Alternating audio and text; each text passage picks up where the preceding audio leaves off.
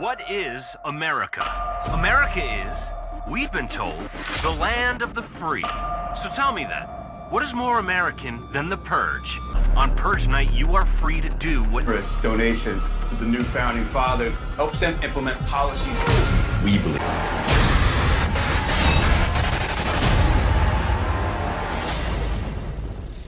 Et yo tout le monde, c'est Jarod, j'espère que vous allez tous très bien. Aujourd'hui, toute nouvelle vidéo. Aujourd'hui, c'est une vidéo vraiment bien construite. La première partie, ça sera une rétrospective sur la jeunesse du projet. Voilà. Et l'autre moitié de la vidéo, une critique sur chaque épisode de la série The Purge. Voilà, c'est une série adaptée de la série de films American Nightmare. American Nightmare, un film qu'on va parler tout simplement vendredi. Alors là je peux vous montrer épisode 1, épisode 2 et là 3, 4, 5, 6, 7 et sur les 8, 9, 10 j'ai pas trop de critiques à faire. Alors c'est des critiques positives et aussi quelques négatifs, mais vous verrez il y a plus de positifs. Alors la rétrospective sur la série The Purge saison 1, elle commence maintenant. Tout commence en avril 2017, quand le réalisateur James de Monaco, qui a créé American Nightmare, annonce tout simplement le développement d'une série télévisée qui se déroulerait dans la continuité des films et qui permettrait tout simplement de prendre plus de temps pour aborder certaines facettes cachées de l'univers, notamment par exemple les soirées des nouveaux pères fondateurs ou encore les sectes. En mai 2017, il y a la chaîne câblée américaine USA Network qui annonce tout simplement une saison de 10 épisodes. Et la chaîne dévoile également que la série sera diffusée en simultané sur Syfy, aussi une chaîne.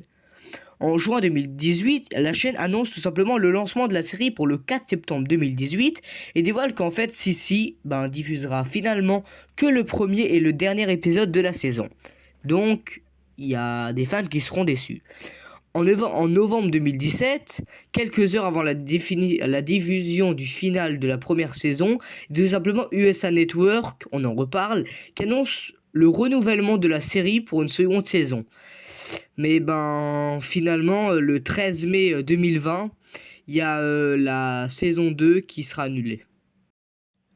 Le tournage débutera en mai 2018 avec plein d'acteurs. Par exemple, en février 2018, il y a l'acteur Gabriel Chavarria qui tout simplement va jouer le rôle de Miguel, un ancien marine.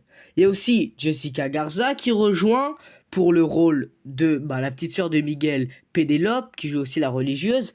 Et le mois suivant, il y a Amanda Warren et Colin Woodell qui signent également pour rejoindre la distribution principale. En avril 2018, soit un an après que James de Monaco annonce le développement de la série télé, il y a Lily Simon, Lee Tergesen et Anna Emily Anderson avec William Baldwin qui signe. Et William Baldwin signe quand même pour un rôle récurrent. En mai 2018... il y a Fiona Dourif qui rejoint la distribution pour son rôle de Tavis. Et pendant l'été, il y a Dominique Fumusa et Jessica Mizel. Sabrina Gennaro est également annoncée dans le rôle de Madeleine. Mais elle a finalement apparu uniquement en tant qu'invitée. Alors, le DVD de la saison 1 va sortir le 2 octobre 2019, édité par Universal Pictures France. Et la série a divisé la critique américaine, parce qu'elle recueille seulement 41% des critiques positives avec une note moyenne de 4,9 sur 10 sur la base de 27 critiques collectées. Mais sur d'autres sites, il y a la saison qui obtient une note de 46 sur 100 basée sur 12 critiques. Ça a été diffusé le mardi à 22h. La date du lancement, le 4 septembre 2018. Il y a eu 1,38 téléspectateurs et elle s'est achevée le 6 novembre 2018. Elle a quand même duré longtemps avec, pour le dernier épisode, seulement 986 000 téléspectateurs. Donc en moyenne 1,7 million. Et voilà, c'était tout simplement ma rétrospective. Maintenant, on va passer à ma critique. Alors, pour ceux qui n'ont pas vu la série, il n'y aura pas de spoiler jusqu'à l'épisode 3. Voilà, jusqu'à l'épisode 3. Ça veut dire, vous pouvez... Non, allez, moitié de l'épisode 2. Mais de toute façon, vous voyez, parce que je vous ai mis à partir de quand c'est spoiler ou pas. Alors, l'épisode 1... ce qui est bien, c'est qu'on n'a pas du tout la suite. On n'a pas tout de suite la purge. Mais en fait, on apprend d'abord sur les personnages. Leurs sentiments, comment ils sont. Mais pas tout. Parce que on va... Sinon, par exemple, il n'y a pas les flashbacks qu'il y a dans la série. La série a l'air même mieux que American Nightmare 1 et 2 réunis. C'est-à-dire, genre, tu prends les deux films, la série est mieux. Moi, American Nightmare, j'avais pas super bien aimé, mais le 2, j'avais vraiment bien aimé. Et la série est plus dans l'esprit du 2. On voit beaucoup de personnages, donc les différentes visions de la purge, tout simplement aux yeux des spectateurs. Et ça, je trouve, c'est bien, parce qu'il y a 3 fois plus de personnages que dans les films. Et c'est pour ça qu'ils en ont fait plusieurs. Et donc, moi, j'aime bien pour voir... les gens avec qui c'est vraiment important, les gens qui aiment pas se battre, les nobles. Déjà dans cet épisode, il y a des flashbacks, mais que pour les riches, les nobles. Et à la fin de l'épisode, il y a l'effet de la lumière infrarouge qui, je trouve, rajoute un plus, un petit côté horreur, parce que la série c'est quand même une série horreur. Maintenant on passe à l'épisode 2, ça va assez vite, ça va, c'est cocooning. Le deuxième épisode de 40 minutes, dès le début de l'épisode, il y a de l'action. Il y a de l'action et il y a de la purge. Et au bout de 4 minutes 40, il y a déjà 4 morts. C'est beaucoup. 4 minutes avant On enlève ça. Il y a aussi, il dit souvent ça, et dans cet épisode, c'est le chef du RM qui dit... En fait, ils disent tous que des choses péjoratives, ça veut dire des bonnes choses, sur l'Amérique. Par exemple, l'Amérique est super, c'est... Comment ils aiment leur pays. Et en plus, il y a un moment, un maillot de bain, je sais pas de qui c'est, je crois d'une des nobles, qui est avec le drapeau de l'Amérique, pour vous montrer. Il y a aussi de l'humour à des moments, de l'horreur à d'autres. Il y a plein de choses avec des plans de caméra sur les culs, par exemple, comme dans l'épisode 1. Et ça, c'est un truc qui rajoute un peu d'humour, voilà, mais ça dérange pas. Pour moi, j'ai pas compris, et c'est à partir de là où il y a le spoil, les jeux religieux que t'as Pénélope qui fait avec le paradis où tout le monde désire y aller, mais j'ai pas compris ça, c'est bizarre. Après, il y a aussi le jeu de traverser la rue sans mourir. C'est génial par le mec, c'est bien réalisé, même si tu sais que Miguel va pas mourir. Ça reste quand même épique et je pensais qu'il y aurait une bombe dans la voiture et que la voiture aurait explosé, que Miguel ou Miguel, je sais plus, exploserait. Maintenant, le troisième épisode, ça va vite. J'aime bien les flashbacks avec cette fois des religieux, de Pénélope, voilà, comment est sa jeunesse, ses parents qui sont morts. C'est pas que la purge, et ça c'est un peu global, je vais aussi le dire dans le bilan. C'est pas que la purge, c'est vraiment un scénario. Et ça c'est le DVD, au pire avec 3 CD que je vous avais présenté dans mes trouvailles numéro 1. N'hésitez pas à voir la vidéo. C'est l'épisode 3, le meilleur des 3 épisodes. Il y a de l'action, il y a une bonne mise en scène, on adore. Maintenant on va passer à l'épisode 4 où il y a vraiment quand même beaucoup plus de critiques. C'est vraiment dans la continuité du 3. Les flashbacks, ils sont toujours intéressants. Mes préférés, c'est presque les riches. Ils ont une histoire intéressante. Et en plus, plus tard, ça sera encore plus intéressant. Voilà, la série, elle est de plus en plus intéressante. Il y a le choc quand on revoit le mec du début qui voulait Pénélope. Il y a quand même un choc. Il y a aussi le cirque qui est très beau. mais j'ai pas compris la fin.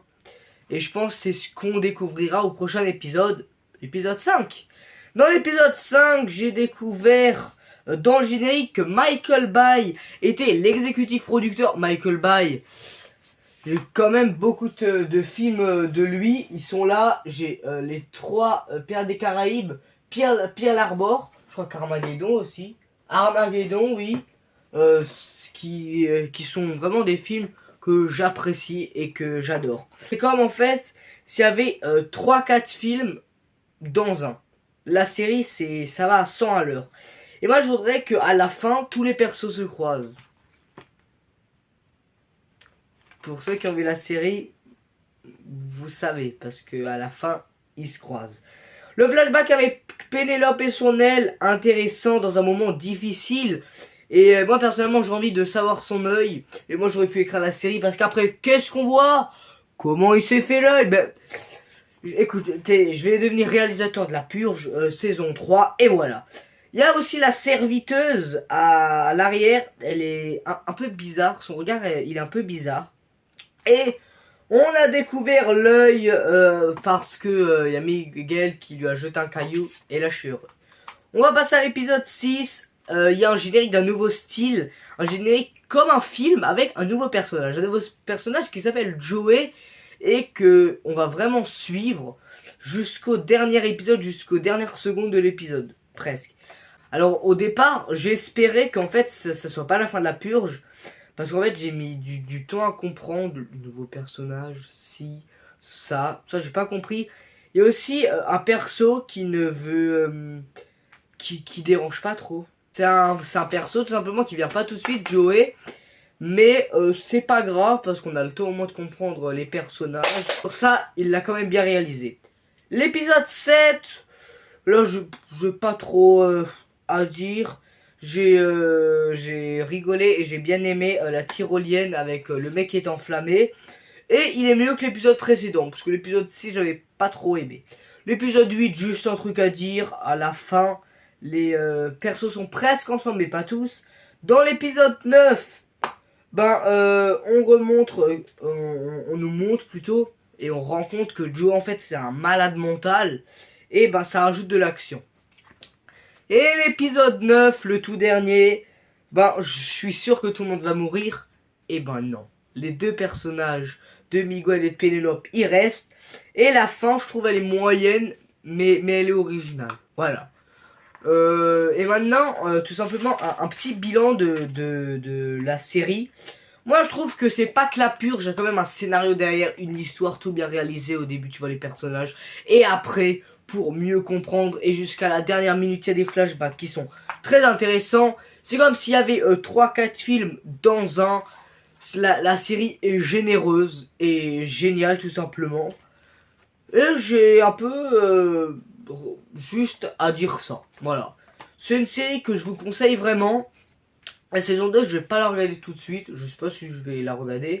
Je pense pas qu'il y aura... Je pense que c'est comme les films, on voit plus les personnages. Mais je voudrais bien qu'on voit quand même Miguel et Pénélope.